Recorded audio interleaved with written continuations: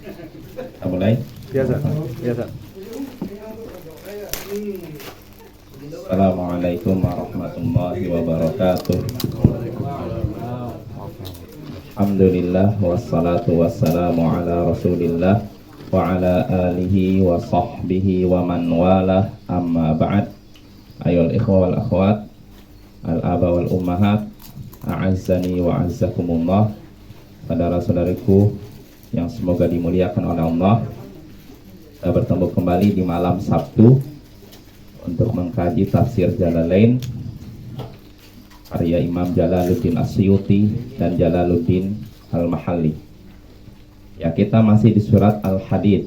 Ya, pada pertemuan sebelumnya kita 18 ya. 19. Pada pertemuan sebelumnya kita baru sampai surat yang Al-Hadid ayat 18, yaitu firman Allah Ta'ala, innal musaddiqina wal musaddiqati wa aqradullaha qardan hasana yudha'afu lahum wa lahum ajrun karim. Sesungguhnya orang-orang yang bersedekah, baik laki-laki maupun perempuan, dan memberikan pinjaman kepada Allah, pinjaman yang baik, maka akan dilipat gandakan untuk mereka, pahala untuk mereka, dan mereka mendapatkan ganjaran yang mulia. Walladzina amanu billahi wa rusulih ulaika humus siddiqun. Dan orang-orang yang beriman kepada Allah dan para rasulnya, mereka itulah siddiqun. Siddiqun apa artinya? Pecinta kebenaran gitu ya, mungkin ya. Para pecinta kebenaran. Wasyuhada'u 'inda rabbihim lahum ajruhum wa nuruhum. Dan para syuhada di sisi Tuhan mereka akan mendapatkan pahala dan cahaya. Walladzina kafaru wa kadzdzabu biayatina ulaika ashabul jahim. Dan orang-orang yang kafir dan mendustakan ayat-ayat kami, mereka itulah penghuni jahim. Nah, kita bahas bahwa apa? Allah katakan dalam ayat ke-18, innal musaddiqina wal musaddiqati wa aqradullaha qardan hasana. Sesungguhnya orang-orang yang bersedekah, baik laki-laki maupun perempuan, dan memberikan pinjaman kepada Allah berupa pinjaman yang baik. Maksudnya apa? Pinjaman yang baik? Memberikan pinjaman kepada Allah maksudnya apa? Berinfak ya. Pinjaman yang baik maksudnya dengan niat yang ikhlas tanpa disebut-sebut. Oh, ingat tidak, saya dulu pernah ngasih kamu begini. Ingat tidak, saya pernah menyantuni kamu begini. Nah, enggak seperti itu. Orang yang memberikan, mengungkit-ungkit pemberian, berarti pinjamannya bukan pinjaman yang baik ya. Itu pinjaman yang buruk ya. Allah katakan, dan mereka memberikan kepada Allah pinjaman yang baik.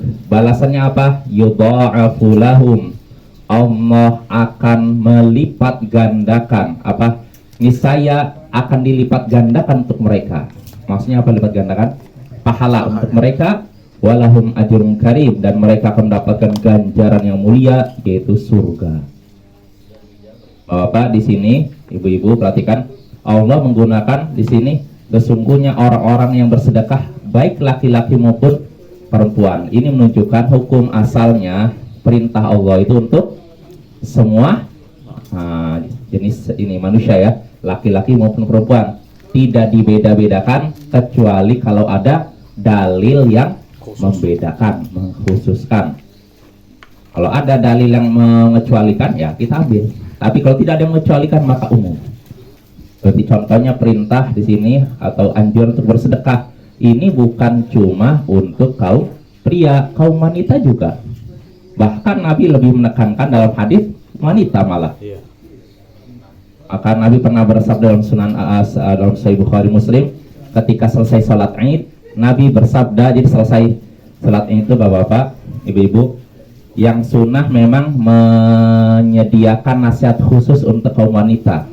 Jadi setelah memberikan ceramah, khutbah secara umum, nah dianjurkan menyediakan tema khutbah khusus untuk kaum wanita, nasihat untuk kaum wanita, wasiat untuk kaum wanita. Sebagaimana Rasulullah setelah khutbah selesai, beliau menghampiri kaum wanita lalu memberikan nasihat kepada mereka. Ya ma'syaron nisa, wahai kaum wanita, tasaddaqna, bersedekahlah kalian. Fa inna kunna aktsaru ahlin nar, karena kalian ini kebanyakan penghuni neraka. Bayangkan. Jadi Nabi menyuruh kaum wanita untuk bersedekah dengan alasan apa? Karena banyak di antara mereka yang menjadi penghuni neraka. Artinya sedekah termasuk cara untuk menghindar dari api neraka. Disuruh banyak sedekah karena mereka ini banyak penghuni neraka. Ada yang bertanya, kenapa? Kata Rasulullah, karena mereka kufur. Apakah kufur kepada Allah? Tidak. Ternyata mereka karena kufur pada suami. Mereka mengingkari kebaikan suami. Ya, makanya ketika itu Bilal yang mendampingi Nabi menyediakan apa? Kain khusus, lalu kaum wanita pun melemparkan perhiasan mereka. Bayangkan. Nah, ini teladan dari wanita di zaman Nabi SAW dulu. Mereka ketika dengar perintah langsung, Masya Allah, luar biasa. Nah, itu bapak-bapak ya, ibu-ibu ya. Jadi perintah untuk bersedekah, anjuran untuk bersedekah bukan cuman untuk kaum pria, tapi juga kaum wanita. Ya, maka ibu-ibu semangat ya, menyedekahkan apa yang dimiliki oleh ibu-ibu ya. Selama itu milik sendiri ya. Kalau milik suami bagaimana? Ya izin dulu. Kecuali kalau jumlahnya tidak terlalu besar dan suami sudah maklumi. Misalkan sedekah, misalkan 20.000, suami mungkin maklumi ya, 20.000. Menurut sebagian orang kan, sebagian orang lagi malah enggak besar. Maka kalau misalkan jumlahnya masih dimaklumi suami, maka kalaupun tidak izin nggak masalah. Tapi kalau jumlahnya sudah dianggap terlalu besar, harus izin suami. Ini kalau uang suami. Kalau uang istri nggak perlu izin. Uang istri. Iya, uang istri ngapain dipermasalahkan? Ini uang saya mau sedekah supaya saya selamat dari neraka. Boleh bapak ya, boleh ibu-ibu ya, kayak gitu ya. Jadi kalau memang uang itu uang ibu, misalkan dari hasil kerja, dagang dan semacamnya, maka silakan sedekah tanpa izin suami ya. Terus bagaimana kalau misalkan saya izin suami? Nggak apa-apa juga, bahkan bisa jadi lebih bagus. Siapa tahu suami makin semangat mendukung ya, atau mengarahkan sedekahnya ke istilahnya ke alokasi yang lebih baik. Karena bisa jadi ibu-ibu semangat sedekah tapi sedekahnya kurang pas, diberikan kepada orang kurang pas. Nah, suami ini kan pandangannya lebih luas. Oh, ini bagusnya sedekah ke ini, bagusnya sedekah kepada orang fakir, miskin. Adapun Allah mungkin kurang, yang didahulukan fakir miskin. Atau mungkin yang didahulukan fisabilillah, orang-orang yang belajar agama supaya mereka di kemudian hari menjadi penerus kita dalam berdakwah. Nah, ini nggak apa-apa. Biasanya suami lebih paham tentang itu dibandingkan istri ya. Maka ini nasihat untuk diri saya pribadi, bapak dan ibu-ibu, marilah kita banyak bersedekah karena Allah sudah menjanjikan pahalanya akan dilipat gandakan dan akan mendapatkan ganjaran yang mulia, yaitu surga. Lalu Allah menyebutkan pada ayat setelahnya, ayat 19, walladzina amanu billahi wa rusulih ulaika humus siddiqun, dan orang-orang yang beriman kepada Allah dan para rasulnya, mereka itu adalah para siddiqun. Siddiqun di sini kata Imam Al-Mahalli al-mubalighun fit tasdiq, orang yang benar-benar membenarkan. Berarti diterjemahkan apa? Apa kalau terjemahan Al-Quran terjemah? Siddiqun, pecinta kebenaran. Kenapa membenarkannya bukan sekali, benar-benar membenarkan, cinta kebenaran. Nah, itu orang yang beriman kepada Allah dan Rasulnya, mereka itu orang-orang yang pecinta kebenaran ya. Wasyuhada'u 'inda rabbihim, dan beriman kepada Allah dan Rasulnya itu tidak cukup dengan hati, tapi harus diucapkan dengan lisan dan diamalkan oleh anggota badan. Ini keyakinan Ahlus Sunnah wal Jamaah ya. Karena orang-orang Murji'ah menyatakan, Murji'ah yang ekstrim menyatakan cukup hati. Kalau saya yakin Allah lah Tuhan saya, Nabi Muhammad lah Rasul saya, maka itu imannya sempurna, dia akan selamat dari siksa neraka. Nah, itu saja keyakinan batil. Iman itu tidak cukup ini, tapi harus diucapkan. Jangan cuma diyakini lalu diucapkan. Ini juga salah. Ini keyakinan Murji'ah fuqaha. Di kalangan orang-orang para fuqaha itu artinya para ahli fikih, tapi mereka terjatuh dalam keyakinan Murji'ah. Ini juga salah. Yang benar keyakinan Ahlus Sunnah wal Jamaah, iman itu keyakinan dalam hati, diucapkan dengan lisan, diamalkan dengan anggota badan ya. Jelas Bapak? Itu ya. Jadi orang yang benar-benar siddiqun yaitu membenarkan dengan hati, lisan, dan perbuatan. Tidak cukup yakin saja, tidak cukup diucapkan dengan lisan, tapi diamalkan dengan anggota badan. Mereka itulah orang-orang pecinta kebenaran. Lalu Allah katakan wasyuhada'u 'inda rabbihim lahum ajruhum manuruhum. Dan para syuhada di sisi Tuhan mereka mendapatkan pahala dan juga cahaya. Para syuhada di sisi Tuhan mereka, di sisi Allah mendapatkan pahala dan juga cahaya. Nah, ini balasan bagi orang-orang yang syuhada. Syuhada artinya apa? Syahid. Meninggal di jalan Allah, meninggal di dalam jihad fi sabilillah. Balasannya apa? Mereka akan mendapatkan pahala yang besar dan mendapatkan cahaya yang sangat besar. Nah, Bapak-bapak dan ibu-ibu, syuhada di sini para ulama memang beda pendapat. Ada yang menafsirkan syuhada di sini syahid, dari kata syahid, saksi. Para saksi. Artinya para saksi ini kalau Imam Al-Mahalli menafsirkan syuhada di sini artinya saksi. Wa syuhada'u 'inda rabbihim 'alal mukadzibina minal umam lahum ajruhum manuruhum. Para saksi di sisi Allah nanti di hari kiamat, para saksi yang bersaksi atas umat-umat yang mendustakan para rasul, para saksi ini akan mendapatkan pahala dan cahaya. Jadi nanti di hari kiamat nanti ada orang-orang yang akan bersaksi di hadapan Allah, si fulan pendusta, dia sudah mendustakan Allah dan Rasulnya. Si fulan ini, kaum ini. Nah, orang-orang yang bersaksi ini mendapatkan kedudukan yang mulia di sisi Allah. Mereka dapat pahala dan dapat cahaya. Jelas Bapak? Ini penafsiran sebagai ulama, namun wallahu alam pendapat yang kuat syuhada di sini bukan saksi, tapi syuhada ini jamak dari kata syahid. Syahid artinya orang yang meninggal di dalam perang. Di dalam perang fi sabilillah. Fi sabilillah, bukan fi sabilil qaum. Bukan fi sabil hizb. Orang yang meninggal di jalan Allah, bukan di jalan kelompok, bukan di jalan suku, bukan di jalan partai tertentu. Iya Bapak ya. Negara, kalau negaranya benar, insya Allah fisabilillah. Misalkan negara kita dijajah Belanda, ya, kita kan terzalimi kan, kita membela hak kita yang terzalimi, lalu kita meninggal syahid. Maka kan pernah datang kepada Nabi SAW seseorang berkata, ya Rasulullah, ara'aita in ja'a rajulun yuridu akhdha mali. Wahai Rasulullah, apa pendapatmu kalau ada orang yang datang lalu ingin meminta hartaku, ingin mengambil hartaku, nodong istilahnya, berikan hartamu. Maka apa kata Rasulullah? La tu'ti, jangan beri dia hartamu, jangan. Ini kan harta kan hak kita kan, jangan kasih dia. Ara'aita in qatalani, terus bagaimana kalau dia ternyata memerangiku ya Rasulullah, ngajak berantem sama aku, minta lalu saya tolak akhirnya ngajak berantem, maka bagaimana? Kata Rasul, qatilhu, perangilah dia. Lah Bapak ya, perangi dia, artinya jangan kasih harta, tetap walaupun bagaimana jangan kasih harta, perangi dia.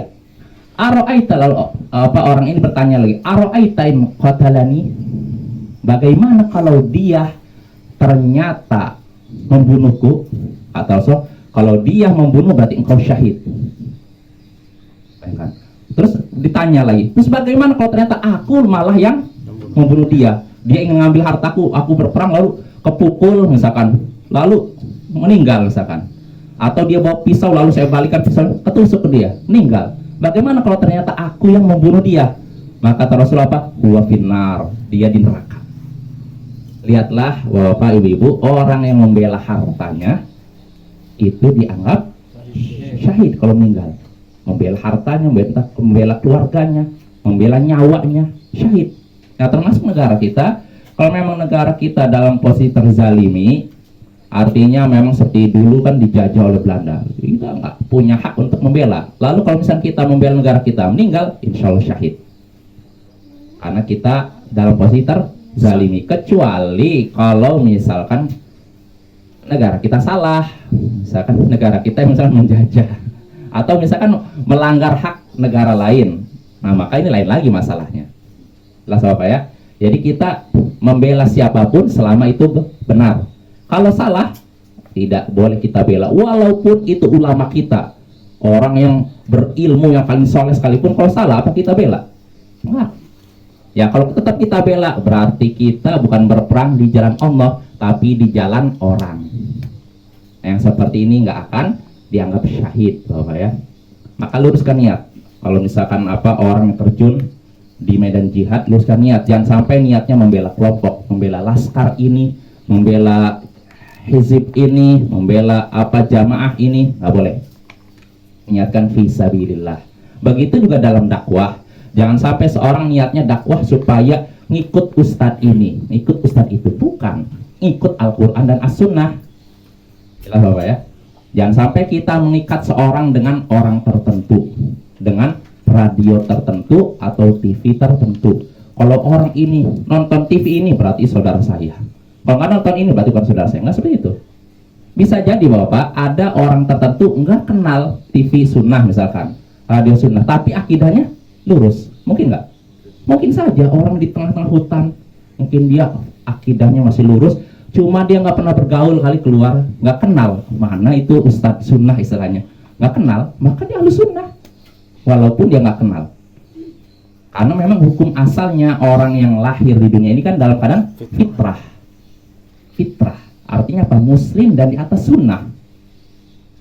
Terus bagaimana dia bisa berubah? Bapak ibunya lah yang menjadikan dia Yahudi atau Nasara atau ahli bid'ah atau Mu'tazilah, Jahmiyah dan semacamnya. Asalnya Ahlus Sunnah.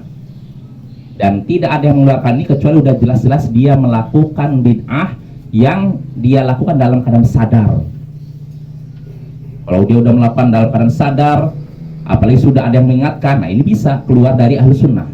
Tapi kalau dia dalam keadaan istilahnya seperti awalnya dan bahkan nggak pernah melakukan bid'ah, tapi tidak kenal dengan istilahnya ustadz sunnah, ulama salaf, maka dia Ahlus Sunnah. Yang sebab apa ya? Maka hendaknya dakwah itu fisabilillah, sama seperti jihad fisabilillah, di jalan Allah, bukan di jalan kelompok, golongan dan semacamnya. Kita lanjut lagi. Dan para syuhada di sisi Tuhan mereka, di sisi Allah, akan mendapatkan pahala dan cahaya, mendapatkan ganjaran dan cahaya. Ganjarannya besar dan cahayanya pun besar. Ganjaran orang yang mati syahid itu sangat besar, balasannya sangat indah. Sebagaimana disebutkan dalam hadis, ketika darahnya mengucur pertama kali, dosanya diampuni seluruhnya oleh Allah. Dan dia ketika itu bisa menyaksikan tempatnya di surga nanti. Dan dia juga kalau benar-benar meninggal, maka diberikan hak untuk memberikan syafaat kepada 70 anggota keluarganya. Aman dari siksa kubur dan selamat dari prahara hari kiamat. Jadi nggak merasakan fitnah kubur. Jadi ibaratnya dia kelas super VIP. Nggak, bukan ekonomi atau bisnis lagi Bapak ya, kelas super VIP. Mudah Bapak syahid, nggak gampang, karena hati kita itu berbolak-balik. Kalaupun ada yang pemberani, kadang niatnya bukan fisabilillah, tapi dalam rangka banggakan diri ya. Pertama, kalau orang yang mentalnya nggak kuat, dia nggak akan berani untuk mati. Gimana coba dia dengar suara berdesing peluru, lihat orang lihat pedang tajam panjang gitu, baru melihat aja gemetar kan, ya nggak? Ya ada seorang teman ketika dulu di Ambon tuh perang, bolak-balik ke WC, tinggal gerak ada bolak-balik WC, keluar lagi, balik lagi WC, keluar lagi. Kenapa dia? Ya karena stres kan, melihat takut gitu Bapak. Itu belum menghadapi musuhnya, itu baru dengar suaranya saja. Gimana lagi kalau ngeliat desingan peluru kayak gitu kan, atau brand kan. Nah itu butuh mental yang kuat. Saya punya teman lucu lagi, dia ketembak kakinya, lari kuat lari, pas ngeliat kakinya berdarah langsung pingsan. Jadi ada sebagian orang lihat darah nggak kuat langsung tendon. Nah itu Bapak ya, jadi untuk syahid itu prosesnya tidak mudah, mentalnya harus kuat. Dan kalaupun ada orang mentalnya kuat, kadang niatnya salah. Nah ini nggak gampang ya, ya. Tapi yang jelas Bapak, kita berdoa kepada Allah agar bisa mengalami itu. Disebutkan dalam hadis dalam Sahih Bukhari, man sa'alallah syahadah ballaghahullahu manazil syuhada wa in mata ala firashi. Siapa yang memohon kepada Allah mati syahid, maka Allah akan menyampaikan dia kepada derajat tersebut. Allah akan mengantarkannya kepada derajat tersebut walaupun dia mati di atas kasurnya. Jadi walaupun kita nggak mati di medan tempur, kalau memang ya Allah berilah saya keutamaan syahid, Allah akan memberikan keutamaan mati syahid walaupun kita bukan mati di medan tempur. Ya contoh Khalid bin Al-Walid, dia hampir di semua peperangan ikut dan selalu menang, dan dia berharap mati syahid, tapi Allah takdirkan dia malah meninggalnya di kasurnya. Dia ketika mau meninggal dia nangis, saya udah berusaha mengikuti pertempuran indah itu, saya berharap meninggal di atas meninggal di pertempuran tersebut, ternyata lihatlah saya malah terbaring lemah di atas kasur. Fala namat a'yunul jubana, maka tidak akan tidur mata-mata pengecut. Artinya dia menangisi keadaan dia udah berusaha untuk mati syahid, ternyata meninggalnya di atas kasur. Ya, kalau bagi Khalid mungkin ini sia-sia, namun kalau berdasarkan hadis Nabi tadi, kalau memang dia meminta kepada Allah dengan jujur, minta mati syahid dengan jujur, maka Allah akan antarkan dia pada kedudukan tersebut walaupun matinya di atas kasur, ya.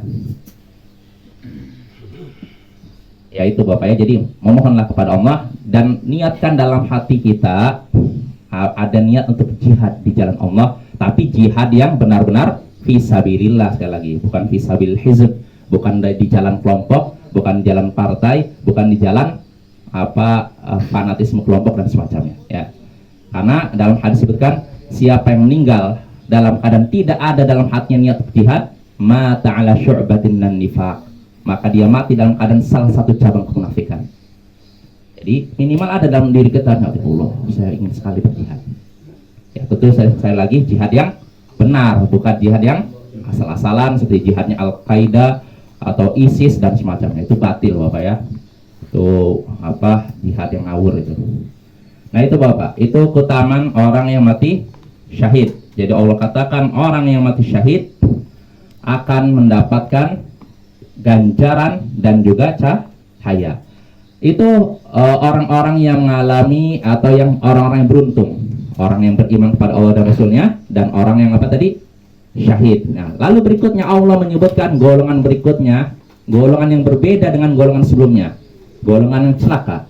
Allah katakan walladzina kafaru wa kadzdzabu biayatina ulaika ashabul jahim, dan orang-orang yang kafir dan mendustakan ayat-ayat kami, mereka itulah penghuni jahim, yaitu penghuni neraka. Kata Imam Al-Mahalli di sini kan, dan orang-orang yang kafir dan mendustakan ayat kami, kata Imam Al-Mahalli adalah ala wahdaniyatina, yaitu orang-orang yang mendustakan ayat kami yang menunjukkan keesaan kami, keesaan Allah, mereka itulah penghuni jahim, yaitu an-nar, yaitu neraka. Nah itulah dua ayat dari ayat 18 sampai ayat 19. Dari dua ayat ini kita bisa mengambil beberapa faedah. Di antaranya pertama, anjuran untuk bersedekah. Ya, orang yang bersedekah akan Allah lipat gandakan pahalanya dan mendapatkan balasan yang mulia, yaitu surga. Lalu kedua, perintah untuk ikhlas dalam bersedekah, yaitu Allah katakan sini, dan memberikan pinjaman kepada Allah berupa pinjaman yang baik. Artinya ikhlas, tidak menyebut-nyebut pemberian. Nah ini juga perlu hati-hati Bapak ya. Kita terus luruskan niat kita, jangan kita menyebut-nyebut pemberian kita kepada siapapun, walaupun kepada anak kita. Ya, anak kita udah dididik sama kita, tapi kadang bandel, membantah ucapan orang tua. Maka jangan kita terlontar dari dari lisan kita, kamu ini tidak tahu diri, Bapak sudah membiayai kamu begini begitu, Bapak sudah mengeluarkan biaya untuk kamu begini begitu. Nah, ini termasuk mungkin pemberian. Jangan. Yang sudah kita berikan udah, kalau kita ikhlas akan terima Allah. Tapi kalau kita sebut, hilang semua itu. Terus dibiarkan dia ini kurang aja, enggak juga. Kita nasihati, nah kamu gak boleh begitu, tapi jangan diungkit-ungkit pemberiannya ya. Itu faedah kedua. Lalu faedah ketiga yang bisa kita petik dari ayat tadi, terutama ayat 19, keutamaan orang-orang yang beriman kepada Allah dan Rasulnya ya. Mereka dikatakan siddiqun, para pecinta kebenaran. Lalu berikutnya, faedah berikutnya yang bisa kita petik di ayat tersebut, keutamaan para syuhada. Syuhada ini udah jamak kan dalam bahasa Indonesia ya. Berarti keutamaan syuhada atau para syahid ya. Keutamaan syuhada, orang-orang yang meninggal di jalan Allah ya. Karena mereka akan mendapatkan pahala yang besar dan juga cahaya di hari akhir. Bapak-bapak, maksud syuhada di sini fisabilillah di sini maksudnya adalah orang yang berperang di medan jihad. Ini asalnya. Walaupun ini juga bisa berlaku bagi orang yang berjuang di jalan Allah di selain medan jihad. Medan jihad. Contohnya apa? Di medan dakwah. Apalagi zaman sekarang, jihad zaman sekarang ini jihad ilmu, Bapak. Bukan jihad senjata. Loh, berarti Ustaz benar-benar Ustaz niadakan jihad dengan senjata? Enggak juga. Bisa jadi ada di suatu tempat mungkin ketika kondisinya memang menuntut jihad dengan senjata, jihad dengan senjata. Tapi secara umum umat Islam di zaman sekarang dalam kondisi lemah, belum mampu untuk menerapkan jihad dengan senjata, Bapak ya. Maka jihadnya dengan ilmu. Kita sebarkan dakwah tauhid, dakwah sunnah sehingga tersebar di tengah umat ini. Nah, itu butuh perjuangan tidak, Bapak? Ya sama kayak jihad di medan tempur kan? Jihad di medan dakwah juga ada tantangan tidak? Banyak. Ada tantangan, bahkan sebagian dai ada yang sampai kehilangan nyawanya. Sampai saya pernah baca di grup WhatsApp yang di Yaman itu, ada seorang dai Filipin, dia itu pernah katanya pernah belajar di Saudi, kalau nggak salah Jamiah Islamiyah. Dia dakwah di Filipina dan berhasil memasukkan Islam orang-orang Filipina yang beragama itu banyak. Rupanya hasil dakwah dia membuat marah orang-orang kafir, sehingga akhirnya yang marah bukan cuma orang Filipina, sampai Amerika turun tangan menekan, dianggap dia itu radikalis sehingga akhirnya puncaknya dia dibunuh. Ustadz di Filipina, dai Filipina yang pernah belajar di Arab Saudi. Bayangkan, ada sebagian daerah begitu. Ya alhamdulillah kalau negara kita kan aman kan. Belum pernah dengar kita kabar ustadz kita sampai di itu ya. Kita memohon kepada Allah agar melindungi semua ustadz kita ya, diberikan keselamatan nyawa mereka dan harta mereka dan keluarga mereka ya. Nah itu Bapak. Lalu berikutnya, faedah berikutnya yang bisa kita petik dari ayat tadi, terutama ayat 19, kekafiran hanya akan mengantarkan pada kesengsaraan. Sebab Allah sebutkan orang-orang kafir dan mendustakan ayat-ayat Allah, mereka akan menghuni jahim, yaitu neraka jahim. Nah itu beberapa faedah yang bisa kita petik dari ayat 18 sampai 19. Nah sekarang kita masuk ayat baru, yaitu ayat ke-20. A'udzu billahi minasyaitonir rajim. I'lamu annamal hayatud dunya la'ibun wa lahwun wa zinatun wa tafakhurum bainakum wa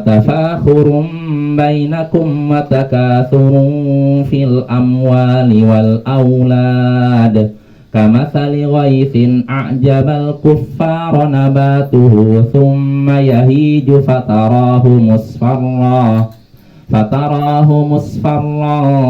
thumma yakunu hutama wa fil akhirati 'adzabun syadidun wa maghfiratun minallahi wa ridwan wa mal hayatud dunya illa mata'ul ghurur. Sabiqu ila maghfiratin min rabbikum wa jannatin 'arduha ka'ardis samai wal ard u'iddat lil ladzina amanu billahi wa rusulihi dzalika fadlullahi yu'tihi man yasha wallahu dzul fadlil 'adzim.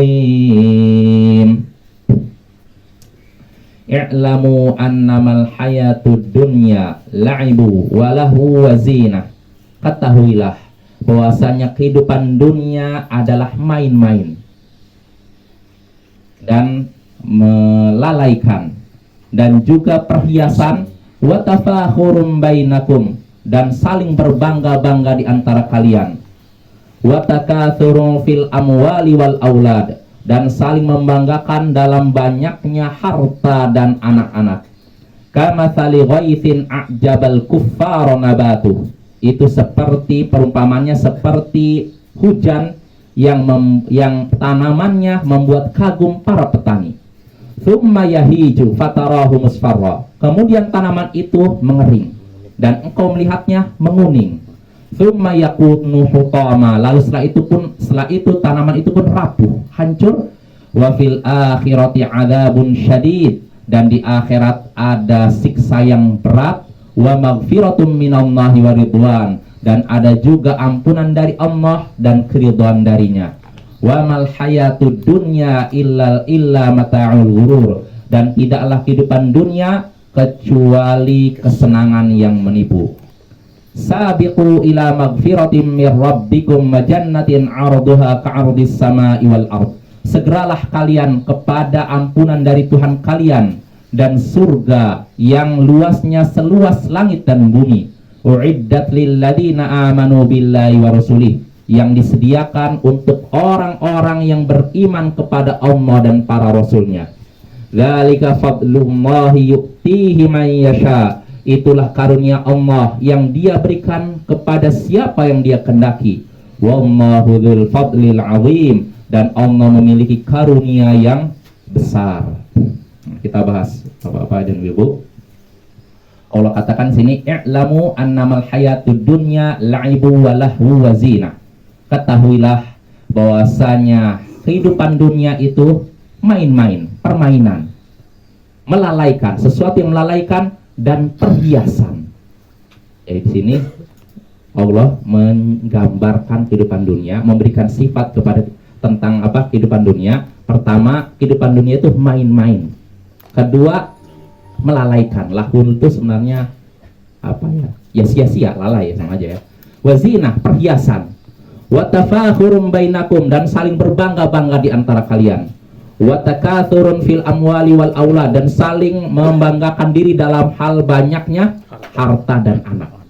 Jadi di sini Allah menyifatkan kehidupan dunia dengan berapa sifat tuh? 1, 2, 3, 4, 5. Main-main, melalaikan, perhiasan, berbangga-bangga di antara manusia, dan juga membanggakan dalam banyaknya harta dan anak. Nah, ini Bapak ya. Di sini Allah menyebutkan sifat dunia seperti itu. Ya, membanggakan tadi, main-main, melalaikan, perhiasan. Perhiasan maksudnya apa? Ya namanya dunia kan serba terlihat indah, ya kan? Dunia itu indah kan? Iya nggak? Nggak ada orang yang nyata dunia nggak indah. Sampai orang kafir nyata dunia indah. Makanya disebutkan dalam Sahih Muslim dari Abu Sa'id Al-Khudri, Nabi SAW bersabda, ala inna dunya hulwatun khabirah. Sesungguhnya dunia itu manis dan hijau. Dunia itu memang sengaja Allah bikin indah, tapi itu tidak abadi. Indah ya sekedar sementara saja. Di balik itu udah punah ya. Di sini Allah katakan dunia itu main-main, melalaikan, dan perhiasan, artinya terlihat indah. Wa tafakhurum bainakum, dan isinya di dunia itu biasanya saling berbangga-bangga di antara kalian. Berbangga-bangga dalam hal apa? Jabatan, kekuasaan. Wa takatsur fil amwali wal aulad, dan juga membanggakan diri dalam banyaknya harta dan anak. Nih lihat harta saya, lihat tuh, saya punya aset ini dan itu. Bahkan ada sebagian orang sekarang ini seringnya mengupload kekayaan dia di medsos. Mau lihat di TikTok atau di mana lah, Facebook. Ini lihat nih, saya punya ini. Seperti yang viral baru pulang haji. Semoga Allah berhidayah. Ya itu nggak layak itu. Astagfirullah, ya itu nggak boleh ya. Itu tercela. Ya. Saling membangga-banggakan dalam hal banyaknya harta dan anak. Loh, anak emang dibanggakan? Iya. Ya kalau orang zaman dulu gitu, Bapak. Nggak tahu kalau zaman sekarang. Sekarang juga. Hah? Sama juga? Iya. Anak saya itu pejabat kan. Nah, banyaknya anak, bukan banyaknya harta. Kita banyaknya anak. Bangga kalau zaman sekarang. Kalau sekarang enggak, ada KB. Kayaknya berbalik ya. Kayaknya sekarang orang malah kalau anaknya banyak dianggapnya aneh. Ya kan? Ada KB. Tapi kalau zaman dahulu, Pak, orang-orang musyrik Quraisy, musyrikin Arab bangga. Anaknya banyak. Padahal mereka musyrik. Tapi sekarang kok sebagian muslim merasa minder anaknya banyak. Ya enggak? Nah, itu gimana bisa? Sulit. Kita harusnya lebih baik daripada mereka. Mungkin mereka membayangkan sulit ekonomi yang ke depannya itu. Oh iya, sekarang udah banyak pertimbangan. Belum nikah karena mikir nanti anak saya kuliah biayanya berapa. Belum nikah udah mikir nanti kalau saya punya anak kuliahnya gimana. Ada kayak gitu Pak. Iya, mikirnya panjang dia. Bukan mikir yang terdekat dulu mahar berapa, tapi mikir nanti kalau saya punya anak sekolah SMP, SMA, kuliah biayanya. Ya, itu berlebihan ya. Jadi padahal setiap yang hidup di dunia ini pasti Allah beri rezeki. Kenapa sampai mikirkan jauh-jauh begitu? Nah itu Bapak ya. Jadi kalau orang zaman dahulu mereka bangga punya anak banyak. Kalau zaman sekarang itu pertimbangannya benar-benar apa? Materi. Mungkin kalau di Indonesia nggak seperti itu, nggak setara itu. Tapi kalau di Jepang Bapak, sekarang mungkin Bapak lihat di di TV, di medsos banyak rumah kosong. Bahkan sekolah banyak tutup. Iya, sekolah tutup. Karena apa? Orang nggak mau nikah. Nggak mau punya anak karena mikirnya apa? Kalau nikah nanti repot ngurus ini. Walaupun mereka terkenal giat kerja, tapi karena kosong iman ya kayak gitu. Akhirnya banyak rumah yang diambil oleh negara karena nggak ada pewarisnya. Bayangkan gimana coba? Kalau kita udah punya rumah bagus tapi nggak ada yang mendampingi kita, lalu kita meninggal ya udah diambil negara itu. Sampai-sampai dibuka peluang kalau bagi yang mau ke Jepang tuh, kan banyak rumah-rumah kosong ya. Itu nyata ya. Sampai-sampai kan ada apa sekarang sekolah-sekolah SD itu udah kekurangan murid. Iya. Karena orang Jepang udah nggak mau nikah, nggak mau punya anak. Banyak tutup sekolah. Nah, itu kan sayang sekali ya. Gimana? Siap ada yang sana?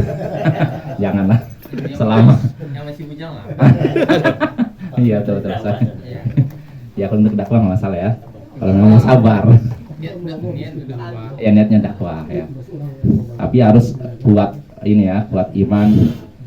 Ya kalau enggak nanti malah terpengaruh kita sana ya. Nah itu Bapak ya. Jadi dunia itu permainan, melalaikan, perhiasan, saling berbangga-bangga di antara manusia dan saling membanggakan banyaknya harta dan anak. Lalu Allah menyebutkan perumpamaan dunia itu kama sali ghaithin, a'jabal kuffara nabatu, seperti hujan yang tanamannya membuat kagum para petani, seperti hujan yang turun lalu tumbuh kan.